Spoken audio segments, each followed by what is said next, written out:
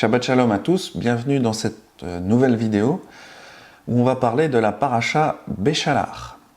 Alors, c'est une paracha qui est assez riche, il se passe pas mal de choses dans cette sortie d'Égypte.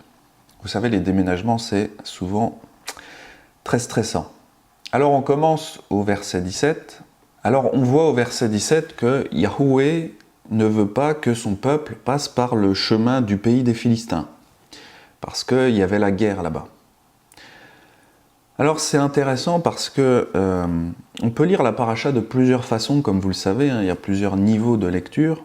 Et vous pouvez lire la paracha d'une façon littérale, vous pouvez lire la paracha d'une façon allégorique, ou alors, comme je l'ai fait la dernière fois dans la paracha Bo, j'avais fait une lecture un peu eschatologique. C'est-à-dire que voilà, j'avais connecté la paracha Bo à l'Apocalypse, la fin des temps. Alors pour cette paracha Béchalach, on va surtout l'interpréter de façon allégorique. Alors, allégorique c'est quoi? Donc cette sortie d'Égypte, c'est une image, une parabole, une allégorie de la conversion de tout croyant. Malgré que, voilà, c'est quand même arrivé de façon littérale. Alors on le verra juste après, le passage dans la mer, ça représente le baptême. Et puis, on avait le rituel de Pessah, qu'on a vu dans la paracha de la semaine dernière. Le rituel de Pessah, ça symbolise le sacrifice de Yeshua, qui nous permet de sortir de l'esclavage du péché.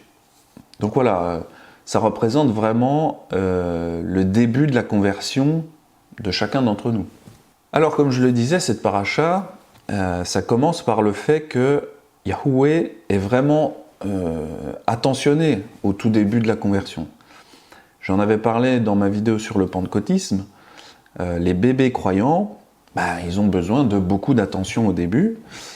J'avais dit, voilà, c'est comme une petite graine, au début c'est fragile, et un petit coup de froid sur une graine qui est en train de germer, et voilà, c'est terminé.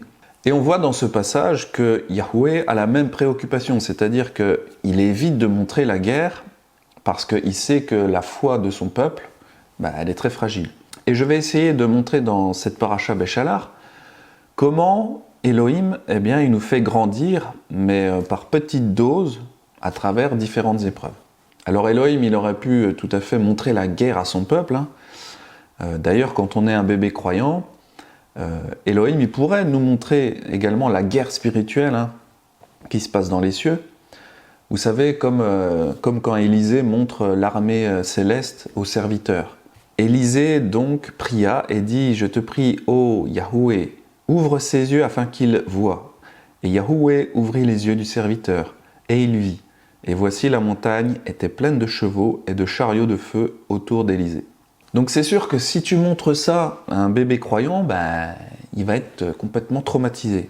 Donc voilà, on voit que Yahweh, il est vraiment aux petits oignons avec nous durant nos débuts de croyants.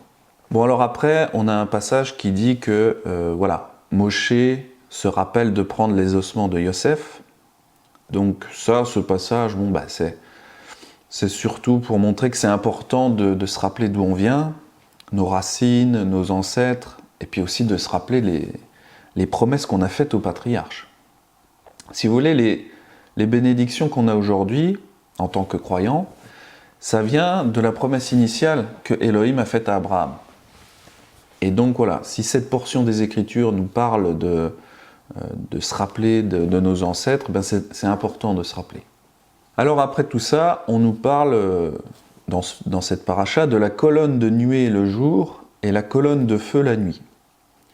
Et dans un premier temps, on voit que cette colonne, elle sera plutôt devant le peuple. Et puis après, on verra que ça changera, elle passera derrière le peuple. Alors je ne sais pas si vous imaginez dans votre vie, si vous aviez, quand vous marchez, vous avez une colonne de feu qui se dresse, qui vous éclaire la nuit. Ça doit être absolument fantastique. Et en lisant ça, je me demande si les Hébreux, ils n'ont pas été un peu blasés de voir autant de miracles, de choses extraordinaires, parce que quand l'extraordinaire devient votre ordinaire, votre quotidien, quelque part, on doit se sentir un peu blasé. Alors, qu'est-ce que symbolise cette nuée? Eh bien, ça symbolise l'eau du baptême. Alors, c'est Paul qui nous le révèle dans 1 Corinthiens 10. « Frères, je ne veux pas que vous ignoriez que nos pères ont tous été sous la nuée, qu'ils ont tous passé au travers de la mer, qu'ils ont tous été baptisés en Moïse dans la nuée et dans la mer. » Alors dans cette paracha, on commence à parler de ces fameuses 42 stations où les Hébreux ont séjourné durant les 40 ans dans le désert. Alors ces 42 stations, si vous voulez vous amuser à les compter, elles sont bien détaillées dans le chapitre 33 de Nombre.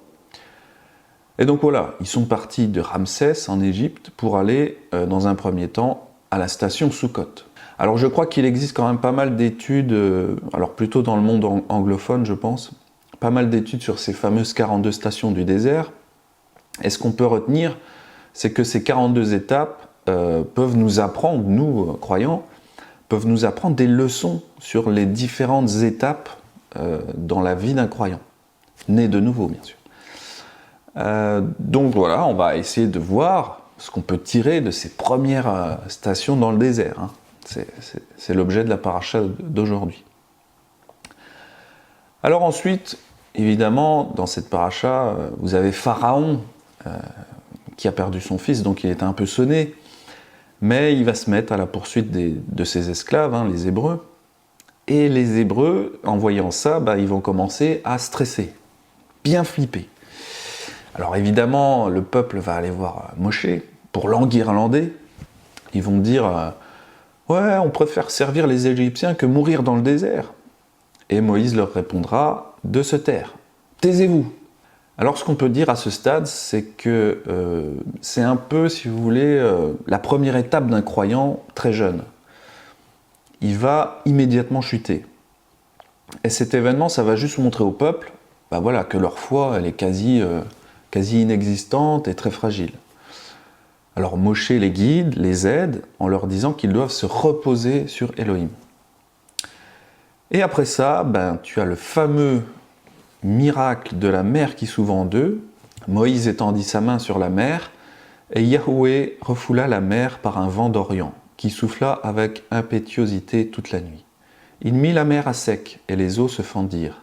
Les enfants d'Israël entrèrent au milieu de la mer à sec, et les eaux formaient comme une muraille à leur droite et à leur gauche. Alors ce passage, c'est une allégorie, pour bien comprendre c'est quoi une allégorie. Ce passage, c'est une allégorie du baptême d'eau.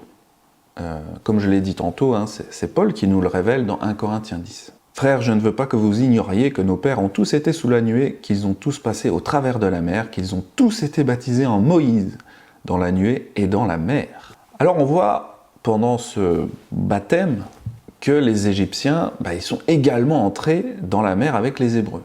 Allégoriquement, les Égyptiens symbolisent le vieil homme dont parle Paul dans Romains 6. Dans Romains 6, Paul explique que le baptême, il va tuer ce vieil homme. Notre vieil homme a été crucifié avec lui afin que le corps du péché fût détruit pour que nous ne soyons plus esclaves du péché. Ce vieil homme dont parle Paul, on le retrouve également dans notre paracha. Moïse étendit sa main sur la mer, et vers le matin, la mer reprit son impétuosité, et les Égyptiens s'enfuirent à son approche. Mais Yahweh précipita les Égyptiens au milieu de la mer. En ce jour, Yahweh délivra Israël de la main des Égyptiens, et Israël vit sur le rivage de la mer les Égyptiens qui étaient morts. Donc je sais que le baptême d'eau, ça peut sembler purement symbolique, et on n'est pas toujours pressé de le faire, mais vous savez, je vois pas mal de personnes qui étudient la Torah, qui commencent à pratiquer les commandements, et parfois, ils ne sont pas baptisés d'eau. Mais on voit dans ce passage que le baptême, c'est quand même très important. Et comme je l'ai dit, Yahweh ne veut pas nous montrer la guerre quand on est un bébé croyant. Mais il faut savoir qu'un baptême, c'est un vrai massacre. Même si on ne le voit pas, il y a beaucoup de choses qui vont rester dans l'eau de notre baptême. Le corps du péché, comme nous le révèle Paul. Yahweh est un vaillant guerrier. Yahweh est son nom. Il a lancé dans la mer les chars de Pharaon et son armée. Ses combattants d'élite ont été engloutis dans la mer Rouge. Donc voilà, ce qui se passe durant notre baptême, on ne le voit pas. Mais ce passage nous révèle que c'est une vraie guerre. Yahweh fait un véritable massacre avec son armée. Et si, par exemple, Élisée nous ouvrait les yeux, comme il l'a fait avec le serviteur, si Élisée nous ouvrait les yeux pour qu'on voit le monde invisible, alors on serait probablement scandalisé de voir tous ces cadavres dans l'eau de notre baptême, où on vient de s'immerger au nom de Yeshua. Israël vit la main puissante que Yahweh avait dirigée contre les Égyptiens. Et le peuple craignit Yahweh, et il crut en Yahweh et en Moshe son serviteur. Alors ce verset me rappelle un peu ce que j'ai dit dans la vidéo sur le pentecôtisme. On a besoin, au début de notre vie de croyant, de voir des signes, des miracles, des guérisons, des choses extraordinaires pour croire et pour craindre l'Éternel. C'est le cas des Hébreux, voilà, après toutes ces manifestations de Yahweh. Et vous savez, c'est encore le cas aujourd'hui avec cette partie du corps du Messie, les pentecôtistes par exemple, qui, grâce à leurs dons, ils font beaucoup de signes, de miracles, de guérisons.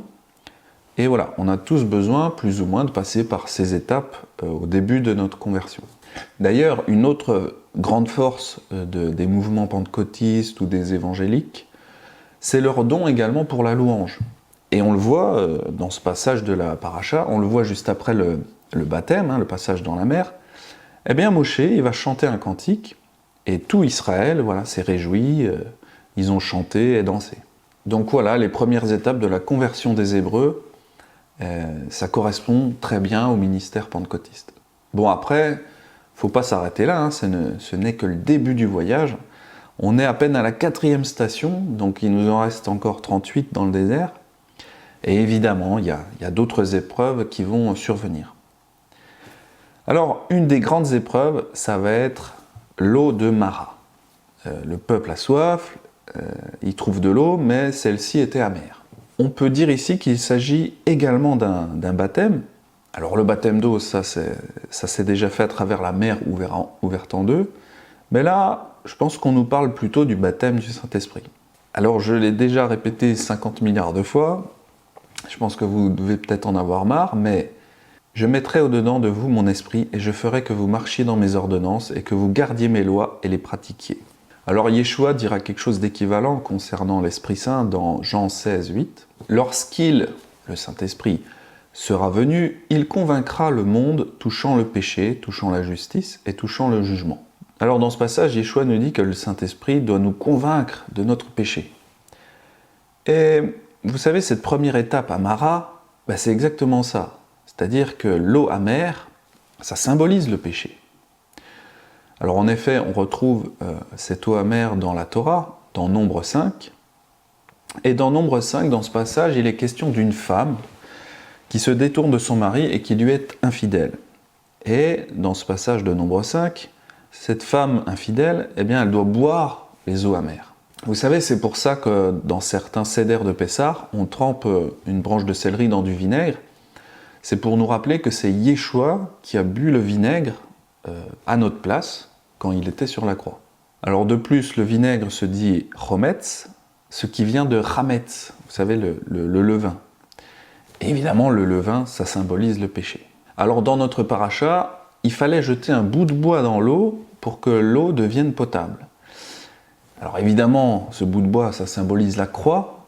Finalement, c'est Yeshua qui porte notre malédiction du péché sur lui. Alors dans Nombre 5, normalement, c'est à l'épouse de boire les eaux amères parce que voilà, elle s'est détournée de son mari, à savoir l'époux, c'est-à-dire Yeshua. Et il fera boire à la femme les eaux amères qui apportent la malédiction. Et les eaux qui apportent la malédiction entreront en elle pour produire l'amertume. Bon, heureusement pour nous, c'est Yeshua qui a bu ces eaux amères qui apportent la malédiction, d'où le bois qu'ils ont jeté dans l'eau. C'est le bois, c'est-à-dire Yeshua sur la croix, qui a pris cette amertume dans l'eau. Moïse cria à Yahweh, et Yahweh lui indiqua un bois, qu'il jeta dans l'eau, et l'eau devient douce. Et ce fut là que Yahweh donna au peuple des lois et des ordonnances, et ce fut là qu'il le mit à l'épreuve. Alors pourquoi Yahweh donne des lois et des ordonnances? Eh bien, c'est parce qu'une vie sans péché, ça revient à connaître la loi divine et donc à ne plus la transgresser. Le péché est la transgression de la loi. Alors, grâce au bois, Yeshua, c'est-à-dire la Torah vivante, eh bien, grâce à ce bois, on peut retirer l'amertume du péché et on peut commencer à boire l'eau pure de la Torah, c'est-à-dire avoir une vie sans péché. Donc vous voyez, il y a vraiment un lien avec ma vidéo sur le pentecôtisme. Après le baptême d'eau, il y a le baptême du Saint-Esprit, et cela a consisté à donner la Torah au peuple, qui était dans l'amertume, c'est-à-dire dans le péché. Et j'en avais également parlé dans la vidéo sur le salut. Le salut, ce n'est pas uniquement le baptême d'eau et la foi. Il y a aussi cette étape de sanctification, c'est-à-dire qu'il faut rendre l'eau douce, c'est-à-dire pratiquer les commandements, c'est-à-dire une vie sans péché. Si tu écoutes attentivement la voix de Yahweh ton Elohim, si tu fais ce qui est droit à ses yeux, si tu prêtes l'oreille à ses commandements et si tu observes toutes ses lois, je ne te frapperai d'aucune des maladies dont j'ai frappé les Égyptiens, car je suis Yahweh qui te guérit. L'Éternel encourage son peuple qui est, on va dire, débutant. L'Éternel encourage son peuple à lui obéir et à pratiquer les commandements de la Torah. Alors il fait cela en disant qu'on aura des bénédictions, des guérisons notamment. Alors si vous suivez un peu les vidéos de ma chaîne, vous savez que c'est un principe dont je me suis vraiment beaucoup servi, ce principe qui est de montrer les bénédictions qui découlent de l'obéissance aux commandements. Et c'est vrai que voilà, ça peut nous motiver à obéir à ces commandements. Vous voyez, je parlais tantôt de personnes qui parfois peuvent négliger leur baptême. Et même sans être baptisés, ils commencent déjà la pratique des commandements. J'en connais plein. Voilà, des gens qui disent « Ouais, bon, mon baptême, je le ferai l'année prochaine, etc. » Et dans cette paracha, on voit quand même qu'il y a un ordre chronologique. Vous avez d'abord le baptême, et puis seulement après, on voit que Elohim parle de ses commandements. Et je pense que c'est important de respecter cette chronologie dans notre propre conversion. Je pense que le baptême, ça devrait être notre top priorité quand on est vraiment nouveau converti. Évidemment, je sais que selon les églises où vous vous trouvez, souvent les églises traînent des pieds par rapport à ça. Moi, par exemple, quand j'ai dit à mon pasteur j'ai envie de me faire baptiser, j'ai attendu plusieurs mois avant d'être immergé. Mais ce que je voulais vous dire dans cette vidéo, c'est que on peut tout à fait se faire baptiser en dehors du système des églises. Donc il faut juste quelques témoins, il faut de préférence un point d'eau naturel, c'est-à-dire une rivière, un lac, un étang, une citerne, ou même encore mieux la mer. Bon, ça si vous habitez vers la mer, c'est encore mieux. Et puis voilà, c'est parti, on s'engage, on se baptise au nom de Yeshua et c'est parti. Vous savez, aujourd'hui les gens, pour leur baptême, ils veulent que quelqu'un soit là, quelqu'un d'important, un pasteur, qui vous tienne la tête en arrière. Mais en fait, on n'a pas besoin de tout ce cinéma. Lors de l'immersion, normalement, on n'est pas censé, quelqu'un n'est pas censé nous toucher. On doit le faire de notre plein gré, on doit s'immerger nous-mêmes. Et ce qu'il faut, c'est simplement des témoins qui seront là pour constater que votre corps a bien été complètement recouvert par les eaux. Ça, c'est important. Donc voilà, il ne faut pas négliger cette étape du baptême, c'est vraiment important. Il faut absolument que ce vieil homme dont parle Paul, il périsse. Sinon, on ne sera jamais tranquille si on veut obéir au commandement d'Elohim. Est-ce que vous croyez vraiment, par exemple dans cette paracha, que les Hébreux auraient pu pratiquer les commandements si les Égyptiens étaient tout le temps à leur poursuite? C'était impossible, ils ne pouvaient pas. Et je crois qu'il en va de même pour nous, croyants aujourd'hui. Si on veut commencer à pratiquer les commandements avec efficacité, il faut que notre vieil homme, il meure dans les eaux du baptême. Alors, évidemment, quand je dis qu'il faut pratiquer la loi, les commandements, on me tombe systématiquement dessus en me disant « la loi ne sauve pas, Benjamin. Pourquoi tu dis que la loi sauve ?» J'ai encore reçu un email cette semaine où on me reprochait ça. Et pourtant, j'essaye de le répéter un maximum de fois, la pratique des commandements ne sauve pas. Comme ça, c'est clair, hein, tout le monde le sait. Alors on voit encore dans cette portion, ce qui a sauvé les Hébreux, c'est pas ça, c'est pas la pratique des commandements qui a sauvé les Hébreux.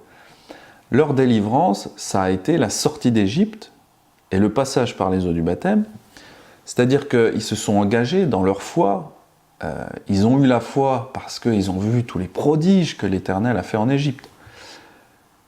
Alors, même s'ils sont sauvés par tous les miracles de l'Éternel, ça ne les exemptait pas de pratiquer les commandements. Au contraire, ce sera finalement les premières étapes de leur vie de croyant. Alors un peu plus loin, dans cette paracha, on nous dit qu'il y avait 12 sources d'eau et 70 palmiers. Alors, je sais qu'il y a beaucoup de gens qui n'aiment pas trop ces histoires de chiffres dans la Bible, de Gematria, tous ces codes, ces chiffres qu'on retrouve dans la parole, mais je vais essayer un petit peu de creuser au niveau de ces 12 sources et de ces 70 palmiers. Si on nous en parle, je pense qu'il y a peut-être quelque chose à comprendre. Alors j'ai trouvé pas mal de connexions, plus ou moins intéressantes. Par exemple, ces 70 sources et ces 70 palmiers, on peut les connecter avec un autre passage dans les évangiles, c'est-à-dire ce passage dans Luc, qui parle de 12 apôtres et des 70 disciples de Yeshua. Yeshua, ayant assemblé les 12, leur donna force et pouvoir sur tous les démons avec la puissance de guérir les malades. Donc là, on nous parle des 12, et juste après, on nous dit « Après cela, le Seigneur désigna encore 70 autres disciples, et il les envoya 2 à 2 devant lui, dans toutes les villes et dans tous les lieux où lui-même devait aller. » Et puis Yeshua leur dit à ces 70 de guérir les malades. Et justement, dans notre paracha, quand on parle des 12 sources et des 70 palmiers, justement, l'Éternel dit exactement la même chose après. Il dit « Car je suis Yahweh qui te guérit ». Et le passage de Luc nous dit exactement la même chose. « Guérissez les malades qui s'y trouveront, et dites-leur, le royaume d'Élohim s'est approché de vous. » Alors après, j'ai lu une considération plutôt botanique sur les palmiers. J'ai lu que les palmiers ont des racines formées en faisceaux qui plongent jusqu'aux eaux souterraines. Elles peuvent faire jusqu'à 20 mètres de longueur en zone sèche. Donc ces 70 palmiers peuvent symboliser les disciples. Les disciples, ce sont comme des palmiers, si vous voulez, qui plongent leurs racines dans les eaux souterraines, c'est-à-dire la Torah, et ils vont porter du fruit. Les dattes, par exemple, sont un très bon aliment. Alors on peut voir cet aliment comme quelque chose qui va nourrir le peuple avec l'eau de la Torah. Alors j'ai trouvé une autre connexion qui parlait des 70, des 70, on le voit dans Nombre 11-16. Yahweh dit à Moshe, assemble auprès de moi 70 hommes des anciens d'Israël, de ceux que tu connais comme anciens du peuple et ayant autorité sur lui. Amène-les à la tente d'assignation et qu'ils s'y présentent avec toi. Je descendrai et là je te parlerai, je prendrai de l'esprit qui est sur toi et je le mettrai sur eux afin qu'ils portent avec toi la charge du peuple et que tu ne la portes pas à toi seul. Alors finalement, le chiffre 70 représente, avec le chiffre 12, la façon dont Yahweh fait des disciples. Ce qui s'est passé avec Moïse, c'est qu'il a dû baptiser de l'Esprit 70 personnes pour l'aider dans sa tâche. Moïse assembla 70 hommes des anciens du peuple et les plaça autour de la tente. Yahweh descendit dans la nuée et parla à Moshe, il prit de l'Esprit qui était sur lui et le mit sur les 70 anciens, et dès que l'Esprit reposa sur eux, ils prophétisèrent. Bon, finalement, ce passage, c'est un peu la Pentecôte avant l'heure. Comme je l'ai dit, dans la parole de Dieu, il y a beaucoup de répétitions des choses qui se passent. Et les choses qui se passent dans le Nouveau Testament, finalement, on trouve toujours une sorte de préfiguration dans l'Ancien Testament. Donc voilà, l'Esprit de l'Éternel est allé sur ces 70. Voilà, il y avait 70 anciens. Alors, une autre connexion... Alors, ça, c'est par rapport à la tradition orale, donc voilà, il faut prendre ça avec des pincettes. Mais le 70 est aussi présent dans cette tradition orale. Par exemple, c'est Rashi. Vous connaissez le grand commentateur, le grand rabbin Rashi. Et il dit dans son commentaire de Deutéronome 1.5, donc il parle de Moïse qui reçoit la Torah, il commande d'exposer la loi, il la leur a commentée en 70 langues.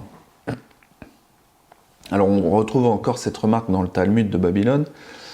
Et d'après cette tradition, le 70 concerne la façon dont est dispersée la Torah, c'est-à-dire que les 70 palmiers peuvent symboliser je parle en belge, les 70 langues des nations.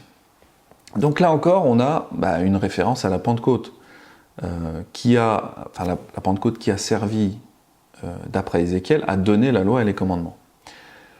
Et le parler en langue a été un outil pour distribuer la Torah dans les 70 langues des nations, c'est-à-dire aux tribus perdues de la maison d'Israël. Donc voilà, pour en revenir à ces 70 palmiers, on peut comprendre que ça symbolise la façon dont est partagée la Torah, soit par les 70 anciens de Moïse, soit par les 70 disciples de Yeshua, soit par cette tradition orale des 70 langues des nations.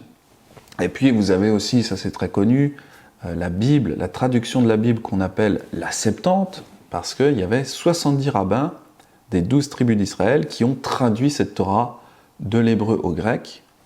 Enfin, c'est ce que dit la légende. Donc voilà, le 12 qui se transforme en 70, ça montre un petit peu comment la Torah, c'est-à-dire la source, est distribuée de 70 façons différentes. Alors ce lieu des 12 sources et des 70 palmiers, apparemment, ça existe encore, hein. J'ai trouvé des vidéos sur YouTube. Alors pour conclure par rapport à ces 12 sources, on peut dire plein de choses, hein. Il y a plein de connexions, mais on peut dire que ces 12 sources, ça peut symboliser Israël, hein, les 12 tribus. Et on peut dire que voilà, grâce au peuple de Dieu, on peut boire la source, c'est-à-dire l'eau pure de la Torah. Et puis ces 70 palmiers, ça peut symboliser voilà, les nations. Et comme on l'a vu sur le cours sur les 2 maisons, Israël s'est dispersé dans les nations, et donc les nations aujourd'hui sont fortement liées aux 12 tribus. C'est comme si les palmiers, c'est-à-dire les nations, sont alimentées par les 12 sources d'eau. Alors les racines qui connectent les palmiers et les sources d'eau, ces racines sont cachées. Quand tu dis à un chrétien que c'est un éphraïmite, il ne comprend pas. En fait, je pourrais continuer des heures à voir toutes les implications que ce simple verset, avec les 12 sources et les 70 palmiers, j'ai encore trouvé d'autres éléments avec Tamar, la belle-fille de Juda. Alors je ne sais pas pourquoi cette histoire de Tamar et Juda est peut-être connectée aux 12 sources et aux 70 palmiers, mais en tout cas, quand elle s'est prostituée à son beau-père Juda, c'était à l'entrée d'Énaïm. Et Énaïm, le mot Énaïm, en fait, ça veut dire source, Aïn. Et le mot Tamar, ça veut dire palmier. Du coup, quand tu lis dans l'hébreu, tu vois que le palmier s'est installé à la source pour se prostituer. Alors, il doit y avoir des symboles, mais en tout cas, c'est grâce à cette union de Tamar et de Juda qu'on a eu David et ensuite le Messie Yeshua. Donc vous voyez, cette histoire de source et de palmier, franchement, c'est sans fin, quoi. On peut trouver plein de connexions. Bon, maintenant, on va passer à la suite. On va arriver à cet épisode de la paracha qui concerne la nourriture. Alors on sait que voilà, pour chacun d'entre nous, la nourriture c'est quelque chose d'assez important. C'est comme ça que Adam et Ève ont chuté, à cause d'un truc qu'il ne fallait pas manger. Et ici, vous avez les Hébreux qui râlent, parce qu'ils regrettent leur nourriture qu'ils avaient en Égypte. Et vous le savez, pour beaucoup d'entre nous, notre retour à la Torah a souvent commencé par le fait de ne plus manger certains aliments, comme le porc par exemple, ou les crustacés. Et quand on discute de ça avec, avec des nazaréens ou des messianiques, j'entends parfois encore des soupirs. Ah, un bon jambon de Parme. Ah, des bonnes crevettes. Ah, un bon civet de lapin. Ah, le bon steak bien saignant. Voilà, c'est le genre de commentaires que j'entends souvent chez les nouveaux convertis qui commencent à pratiquer la Torah. Alors dans ce passage de Exode, ça concerne l'alimentation, mais c'est plutôt l'abondance qui est discutée ici. Les enfants d'Israël leur dirent « Que nous sommes-nous morts par la main de l'Éternel dans le pays d'Égypte, quand nous étions assis près des pots de viande, quand nous mangions du pain à satiété, car vous nous avez menés dans ce désert pour nous faire mourir de faim, toute cette multitude. » Yahweh dit à Moshe, « Voici, je ferai pleuvoir pour vous du pain du haut des cieux. Le peuple sortira et en ramassera jour par jour la quantité nécessaire, afin que je le mette à l'épreuve et que je vois s'il marchera ou non selon ma loi. » Alors l'Éternel rappelle une nouvelle fois qu'il veut tester son peuple pour voir s'il marche selon sa loi, c'est-à-dire s'il arrête de pécher. Alors je trouve ici qu'il est question de manger sainement, de manger à sa faim. Vous savez, on n'en parle pas très souvent, mais on mange beaucoup trop dans notre société. Mais l'apôtre Paul dit que les excès de table sont un péché assez grave. L'envie, l'ivrognerie, les excès de table et les choses semblables. Je vous dis d'avance, comme je l'ai déjà dit, que ceux qui commettent de telles choses n'hériteront point le royaume d'Élohim. Vous avez aussi Pierre qui parle également de ça dans son épître. Car il nous doit suffire d'avoir accompli la volonté des gentils, durant le temps de notre vie passée, quand nous nous abandonnions aux impudicités, aux convoitises, à l'ivrognerie, aux excès dans le manger et dans le boire, et aux idolâtries abominables. Donc voilà, c'est à ce moment-là que le peuple découvre la manne, cette fameuse nourriture céleste.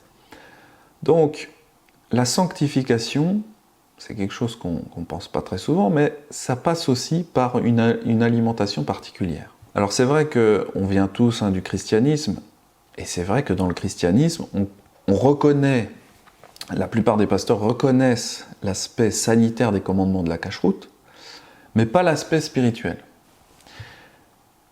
Pourtant, notre corps est censé être le temple de l'Esprit Saint. Donc, a priori, l'entretien de notre corps est quand même un élément qui devrait être important pour nous les croyants. Comme je le disais dans ma dernière paracha, c'est un héritage des philosophies grecques de croire que le corps n'a pas d'importance pour le spirituel. Héritage philosophique qui a dévoyé le christianisme. C'est pour cette raison que les chrétiens sont d'accord de pratiquer certains commandements. Par exemple, le commandement « tu ne commettras pas l'adultère », parce que les chrétiens se disent « ok, oui, il ne faut pas faire ça parce que ça salit notre âme ». Mais quant à la cacheroute, ils ne veulent pas en entendre parler. Parce qu'ils considèrent sans doute que c'est trop physique, c'est trop matériel et que ça n'impacte pas du tout le spirituel. Mais c'est faux, parce que l'apôtre Paul nous dit que la loi, elle est spirituelle. Donc, il dit que toute la loi est spirituelle, et même les commandements sur l'alimentation sont des choses spirituelles, même s'ils concernent notre corps physique. Et je rappelle encore que notre corps, il est censé être le temple pour l'Esprit Saint. Donc, on voit encore ici les incohérences de la doctrine chrétienne mainstream. Alors évidemment, l'héritage de la philosophie grecque, c'est pas la seule raison pour laquelle les chrétiens rejettent les lois alimentaires, c'est aussi à cause des versets qui nous récitent à longueur de journée. Vous connaissez, ce n'est pas ce qui rentre dans la bouche qui souille l'homme. Évidemment, c'est toujours cette même technique du verset sorti de son contexte. Donc je rappelle que le contexte de ce verset, c'est pas l'alimentation, mais c'est le lavage des mains. Donc voilà, vous prenez un verset sorti du contexte, vous le mettez dans un contexte qui vous arrange, et voilà, c'est la technique du verset sorti du contexte. C'est pareil pour le passage avec la nappe dans Acte 10, la nappe que voit Pierre, et le Seigneur le dit, mange de tout. Si jamais ça vous intéresse, j'ai fait une vidéo sur ce passage. Ils n'écoutèrent pas Moshe, et il y eut des gens qui en laissèrent jusqu'au matin. Mais il s'y mit des vers, et cela devint infect. Moshe fut irrité contre ces gens. Alors évidemment, le peuple n'a pas obéi, ils en ont pris beaucoup trop. Donc on voit qu'ils étaient dans les excès de table. Ils se suralimentaient, comme on le fait aujourd'hui dans nos sociétés modernes. Normalement, on ne devrait pas avoir des bourrelets. Je plaide coupable, mais bon, voilà, je suis comme vous, moi aussi je travaille à obéir aux commandements. Alors quand on débute dans la Torah, évidemment, les premiers commandements que l'on pratique, comme je l'ai dit, c'est souvent des choses qui concernent la cacheroute, mais une seconde chose qui est très importante pour les nouveaux convertis à la Torah, c'est évidemment la pratique du Shabbat. Et c'est le cas également dans cette paracha, juste après cette épreuve sur la nourriture, vous avez le premier Shabbat du peuple d'Élohim. Et Moïse leur dit, c'est ce que Yahweh a ordonné. Demain est le jour du repos, le Shabbat consacré à Yahweh. Faites cuire ce que vous avez à faire cuire, faites bouillir ce que vous avez à faire bouillir, et mettez en réserve jusqu'au matin tout ce qui restera. Ils le laissèrent jusqu'au matin comme Moshe l'avait ordonné, et cela ne devint point infect, et il ne s'y mit point de verre. Moshe dit, mangez-le aujourd'hui, car c'est le jour du Shabbat. Aujourd'hui, vous n'en trouverez point dans la campagne. Pendant 6 jours, vous en ramasserez, mais le 7e jour, qui est le Shabbat, il n'y en aura point. Le 7e jour, quelques-uns du peuple sortirent pour en ramasser, et ils n'en trouvèrent point. Alors Yahweh dit à Moshe, « Jusqu'à quand refuserez-vous d'observer mes commandements et mes lois ?» considérez que Yahweh vous a donné le Shabbat. C'est pourquoi il vous donne au 6e jour de la nourriture pour 2 jours. Que chacun reste à sa place et que personne ne sorte du lieu où il est au 7e jour. Et le peuple se reposa le 7e jour. Donc voilà, Yahweh, à travers son serviteur Moshe, va distiller petit à petit au peuple ses commandements. Remarquez une chose qui est importante, c'est que Yahweh, il ne donne pas ses commandements d'un coup comme ça. Il ne donne pas tous les commandements à faire d'une seule fois. Et on en revient à l'enseignement de Acte 15. D'ailleurs, je vous conseille mes 2 vidéos que j'ai faites sur le sujet. Dans Acte 15, justement, les apôtres ont donné ces fameux 4 commandements de base. Et dans le contexte de Acte 15, c'était qu'il y avait certaines personnes qui voulaient imposer aux nouveaux convertis tous les commandements d'un coup. Et des commandements très difficiles comme celui de la circoncision. Alors évidemment, Pierre a donné un coup de gueule en disant « Pourquoi tentez-vous maintenant Elohim en imposant aux disciples un joug que ni nos pères ni nous n'avons pu porter ?» Ben oui, Pierre il dit que ni nous ni nos pères n'ont su porter ça. Et quand on regarde notre paracha, ben, c'est bien le cas. Le peuple râlait tout le temps, ils n'y arrivaient pas. Il y en a qui sortaient à Shabbat pour ramasser de la manne. Il y en a qui en stockaient 3 jours et ça finissait par pourrir. Bon, bref, Pierre, il a raison. C'est pas facile de pratiquer les commandements au début. Et du coup, les apôtres, ils ont été inspirés par l'Éternel. Et ils ont fait comme Elohim, c'est-à-dire, ils ont fait quelque chose d'assez light. Mais qu'on doit seulement leur écrire qu'ils s'abstiennent des souillures des idoles, de la fornication, des chairs étouffées et du sang. C'est normal, on n'impose pas toute la Torah à un débutant. On y va progressivement. Alors évidemment, vous connaissez les dérives de l'interprétation de Acte 15. Les chrétiens ont compris qu'il fallait s'arrêter à ces 4 commandements, et le reste de la Torah, eh bien, c'est aboli. Si vous voulez, c'est comme se cantonner à rester en maternelle d'un point de vue spirituel.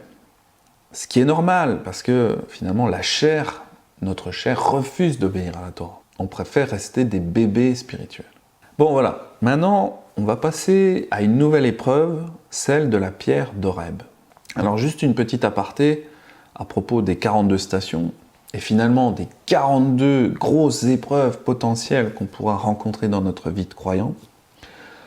Alors, voilà, on a vu, ces premières étapes, ces premières épreuves sont finalement relativement courtes et plutôt faciles. Et je sais que beaucoup d'entre vous qui me regardez, vous êtes déjà assez avancés dans ces 42 stations des croyants du désert. Et il faut savoir que parfois une épreuve, ça peut durer 5 minutes, comme ça peut durer plusieurs années.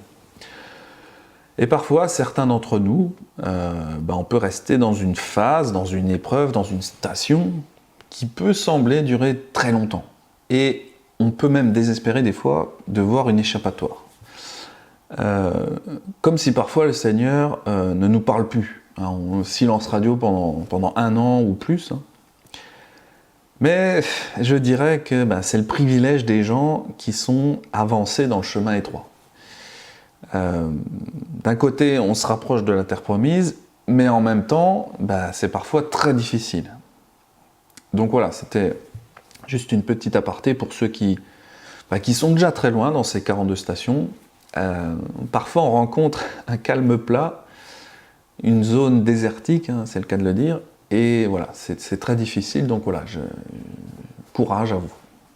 Bon, après, le fait de se décoincer quand on est dans une épreuve longue, des fois ça dépend de nous, parce que des fois, on est bloqué dans une station dans le désert, et peut-être on n'a pas compris qu'est-ce qu'il fallait faire. Ou parfois le problème, ça peut être aussi que on a oublié une étape du début, on l'a pas fait. Par exemple, je parlais de ceux qui commencent à pratiquer les commandements, à se lancer sur la route du désert, ils sont à la 15e station et ils n'ont toujours pas fait le baptême, c'est-à-dire la 3e station, je crois. Vous savez, les Hébreux dans le désert, ils n'ont pas voyagé en ligne droite.